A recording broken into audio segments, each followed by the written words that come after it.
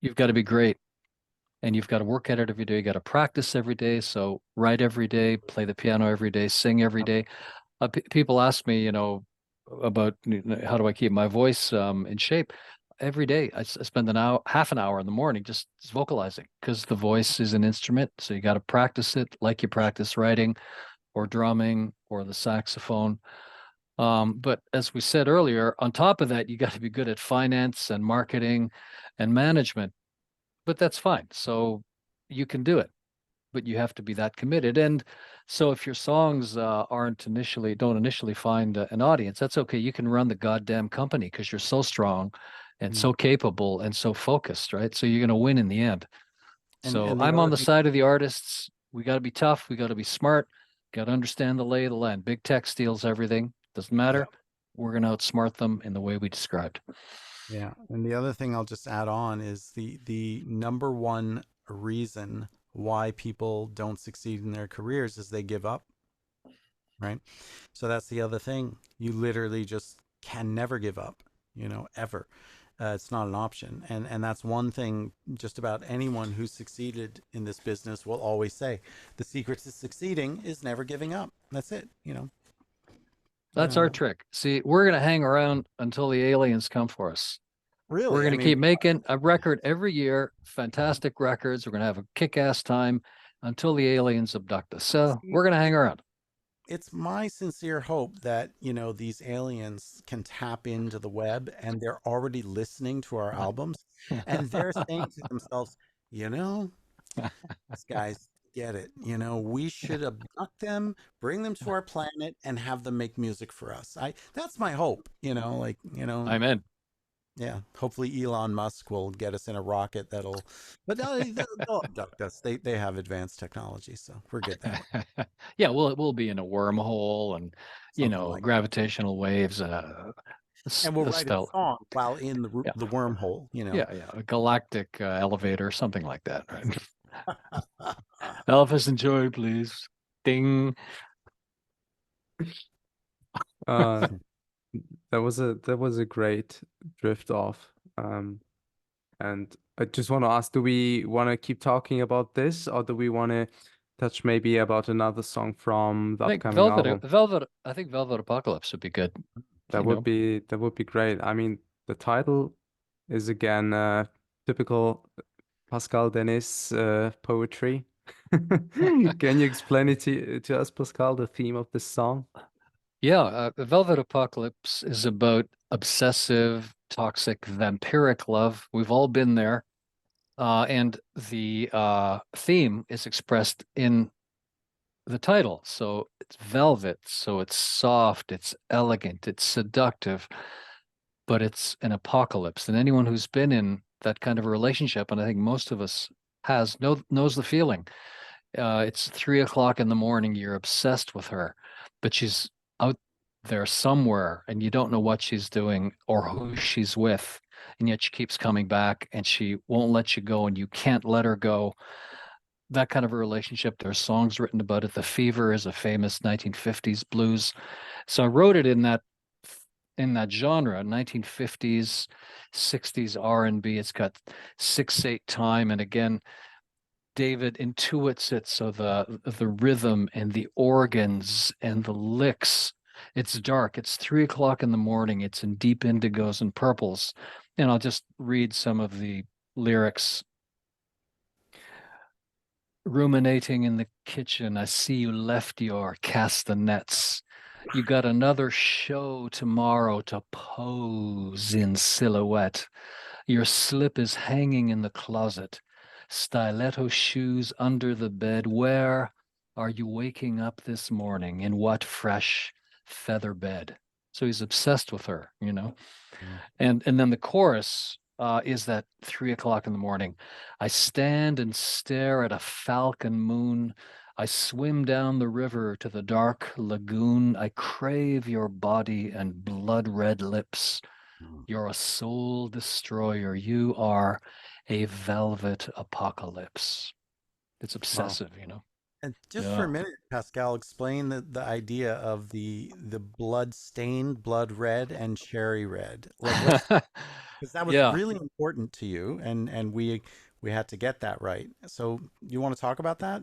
Yeah, so each verse describes her lips, and initially he describes her lips as cherry lips.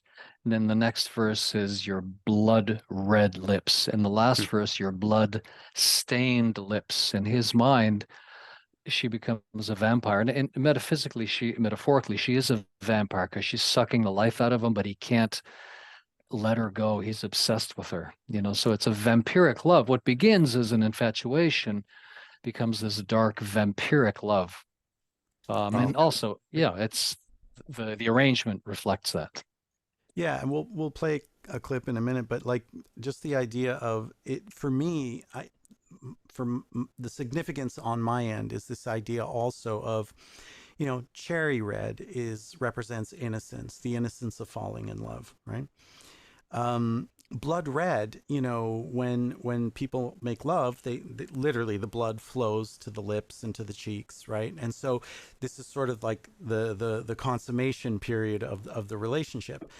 And then the blood stained, it's like now it's toxic, now it's a vampire, now it's like you're doomed. This is a vampire you're dealing with. So, You're done. yeah. And as far as the arrangement goes, like again, like I mean, I set up the track. I usually do the bass and the drums and majority of string and horn arranging, but like Davide is like the maestro on this one. Like he gets the mood on the organ, the keyboard, like everything. So here we'll just play a verse and a chorus.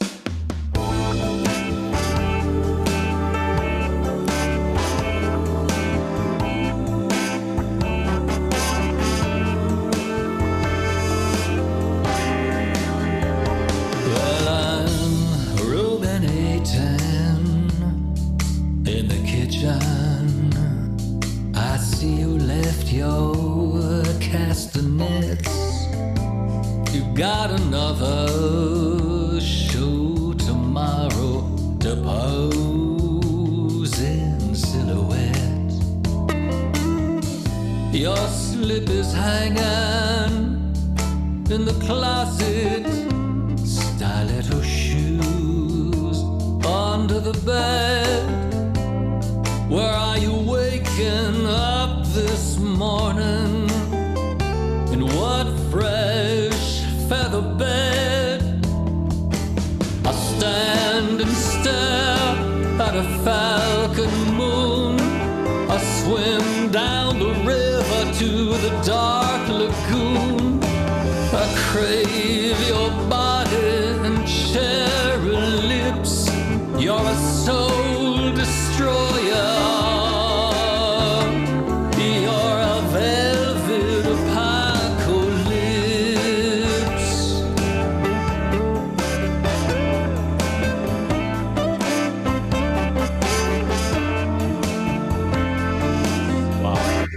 I love the sharp nines. Anyway, Oh, the sharp I nines. can You just love those. say, yeah, I'll just say a couple I things do about too.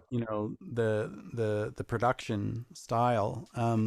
Well, not so much about it's more about the technical side of things. So like the way Pascal and I deal with the lyrics the laying down of the vocals, he'll provide a rough vocal for me to kind of build everything around, and that rough vocal is done with his workstation on his end. It's not done with the full production. Then what happens is we do the full production. The band lays down their parts, I lay down my parts, I do my arrangements, whoever's contributing what. Then we send that back to Pascal, and then he will do his final vocal on top. Now sometimes his rough vocal is the final, and because it just works, but I'm pretty sure in this case, we sent it back, and he laid down a final on top of this, because you can hear how he's interacting with the band. Like he's got this. Your slip is hanging with castanets in the kitchen. so breathy. I see you left your castanet. It's so smooth, right? And then Falcon moon, a swim down the he's just letting it out on the chorus, and that's affected by the arrangement is Yeah. helping to inform his choices vocally, and that's where the production and the artistry of Pascal, really become cohesive. The only other thing I'll say about the production is I have some pretty very strict rules about when the boys do lay down their parts. They have to always give me the clean take. So so if Luca is laying down those guitar licks in there in the middle, and he wants to use like an amp, I need a clean feed, because in this particular case, it was my decision to really give a clean tone, kind of in between, where he's filling in between where Pascal is saying stuff. And same thing with the keyboard sounds at Davide. I'm making certain choices about, how to present that. And oddly enough, these are not live brass. This was sampled brass, but the sample was so damn good. I knew that even trying to do live, because we have lots of live brass players, we have no shortage, but sometimes the sample just sounds good, and in this case it just worked. And so if it works, you go with it. So, but everything else is done live. So but in this particular case, it wasn't. So The net effect, again, it's just this intuitive connection David and I have. The net effect is like a film noir of the 1950s. It's like entering a black and white movie with, say, some anti-hero like a Robert Mitchum or something like that. And there's a femme fatale and things are happening and he doesn't know what's going on. He's going to get screwed in the end. It's dark and it's deceptive and it's full of betrayal and desire and insanity. And it's a movie, and David has created that atmosphere. It's really magical. So thank you as ever, and to the band. Yeah, the band is really important. I mean, we can't stress that enough. The individual players. I mean, we wouldn't. All of my production skill in the universe would never give the album that we have without these guys. Like, they're just amazing. So yeah, we have them all up on the website, and you can learn more about them. We still have to put Jeffrey up, by the way. Yes, we need Jeffrey up there. Yeah. So again, it's such a privilege to work with such artists. That's another tip, if I may give to young artists. It's collaborate. Find your group of people that you're simpatico with, and work together and work and work and work. I've been lucky in my life, and this is an expression of it, being able to work with David and the Crazy Angels. But before that, I've been a member of a writers group, right? Poets and writers and artists, visual artists, actors, painters, and writers for 30 years here in Toronto. And I've learned about art from them, people that are better than me and smarter than me, and just listening, and eventually you get better. So collaborate. You can't do it on your own. This myth of the lonely genius doing stuff on his or her own, I think it's mainly a myth. Sometimes it's possible, but it's sure better if you've got a collective of great people. Yeah. Even the ones who were the individuals, they still surrounded themselves with great creative people. Art cannot exist in a vacuum. It can't. So one poet might inspire one composer, might inspire a sculptor, might inspire a choreographer, and so the cycle goes. So I think it's important. And yeah, art doesn't happen in a vacuum. So, and I think the problem, again, this idea of getting dealt the worst possible hand is, social media, unfortunately, prevents people from sitting in a room together and experiencing life, because so many people are just doing it, over the web. And I mean, I know that is a little bit ironic for me to say as we sit here on Zoom. I realize that. But you know, and I'm not saying that some of these connections can't be great and fantastic and wonderful, but there's also, I mean, look, the bond that Pascal and I forged happened almost 30 years ago when we made album Zero, because Oh, we'd record all day and then we'd go out for beers and souvlaki and gyros and all these lovely, you know, Greek Canadian treats, and we just hang out and we'd, yeah. you know, talk about life and about women and about, you know, it was amazing. It was like some of the Yeah. happiest times of my life, really. Yeah, And me too. and The so, and then Menelon. Menelon, this bar we used to go to. And you know, there's a song coming up called "Nights at the Menelon" that is sort of immortalizes our time there and you know, our experiences there. And well, Yeah, that'll yeah. be a separate podcast, but you know, the point is that that happened face to face in a room, and then we had this massive, like almost 25-year, Yeah. you know, absence, but we stayed in touch on Facebook, you know, and you know, so you know, when he came back and said, "Hey, are you still producing records?" and I'm like, "Hell yeah," you know, it's sort of like, "All right, well, let's just pick up where we left off," and We we just did. picked up. You know, and I think that's also a testament to friendship, you know, Yeah, that yeah. when you have really good friends, like, yeah, you can not talk for like 10 years, you know, and then it's just like, oh yeah, you know, no problem. You know what they say? The latest, greatest app is reality. I love that. Never heard that one before. That's a good Yeah, one. just click on it on your screen. Click There reality. you go. Reality. That's awesome. Right. Mm. Cool. On that note, All right. That was really great, great talk. Thank you guys. I think Of we're in good course. shape. always a pleasure. Always a pleasure. Yes. Have a great rest of the day. Appreciate you guys. Sawati Cup. Sawadee Appreciate krap. you That's too. thank you in Thai. Thank you in Yeah. Thai. We And David and I love always Thailand. we always say this. We say there's several things we say when we say goodbye. We say sawadee kap. It's like a combination of many things, but sawadee kap, like this. We'll say I appreciate you.